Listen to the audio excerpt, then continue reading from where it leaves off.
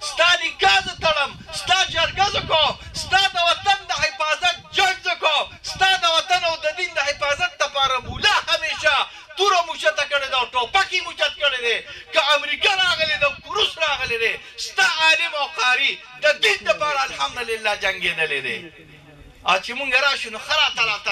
ځې ښکلویم او چپویم او مونږ مجبور یو څوک وو خیرنې جامې مو اغوستې وي هسې خبره کوم د ګیانه راغلې خو مونږ تا نه کرکه نه کوو قسم دې په الله باندې په هغه خیرونو جامو کې مونږ تا ته در ترغاړو تا د خپله ځانه ښه ګڼو انشاءالله خو چې یو ناره وکړو چې چندره که نه نو حاجي صاحب بیا هم د پوز نه پیکاوړه جوړه کړې بیا څه شی پیکاوړه بیا چندې مولا خو کور جوړ کړه هلکه مولا کور نه دی جوړ کړی مولا خو ځان له پکې موټر واغسته مولیان په موټرو ګرځي نو په څه باندې به ګرځو په اوښ به ګرځو تاسو وایئ څه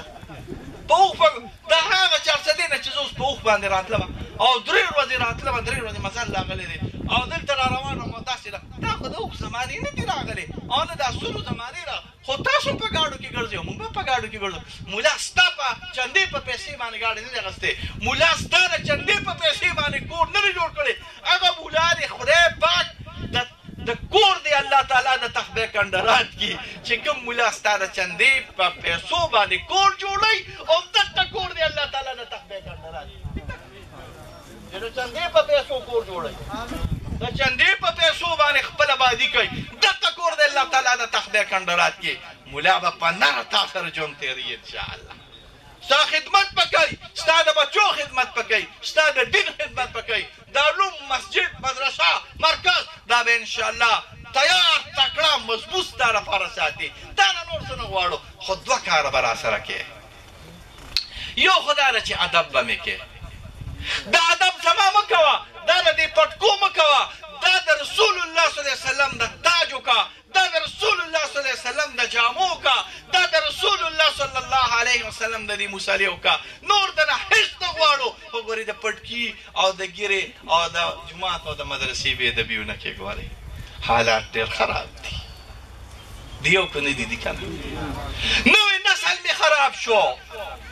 ځوانان مې خراب شول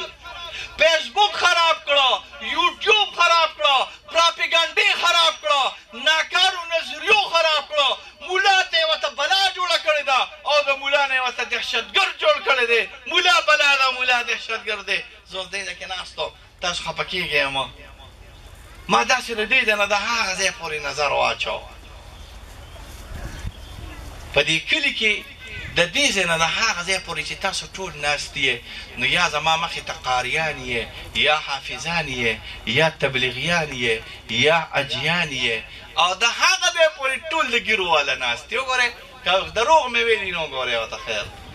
د دې ځای نه تر د هغه ځای پورې ما ته یو مخصوصه طایفه ناسته ما ته یو مخصوصه ډله ناسته ده ما ته یو خاص خلک ناست دي چې هغه مونځګزار ستا د سکول هلکان څه شو ستا د کالج سټوډنټان څه شو ستا د حکومتي نوکرۍ والا کلین شو والا خلک څه شو دا خلک ځان ته رانږدې کړئ قومه ګور یاد ساتئ دا ستاسو له ګوتو نه روان دي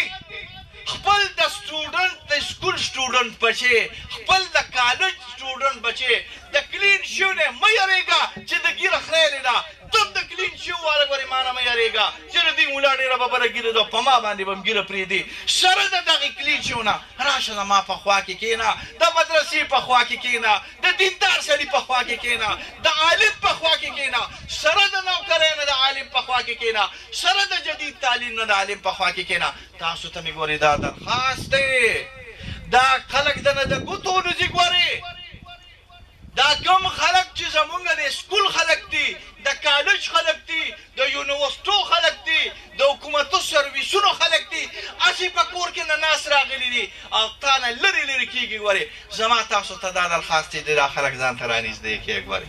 دا ونه یېروئ دا د دین نه په نفرت کې مبتلا نه کې دوی سره مخاصمت جوړونه کې یو خو ملیانو تاسو سره هر چا سره دا ښکرې مه لګوئ ګورې دا تاسو ته درلغ خبره کومه ګورې پوهېږئ که ښکرې مه لګوئ هر چا باندې فتوا بازي مه کوئ دوی ځان سره په محبت سره رانږدې کړئ، دوی سمجھو کې پوه کړئ چې دا دین د ټولو دین راغلی دی، دا دین ستا هم دین دی او زما هم دین دی، دا مدرسه او جومات ستا هم دی او زما، دا به انشاءالله زموږ دپاره کارکنان وي. ګورې هلکه وي به او که نه به یې وایه که نه وي به که نه.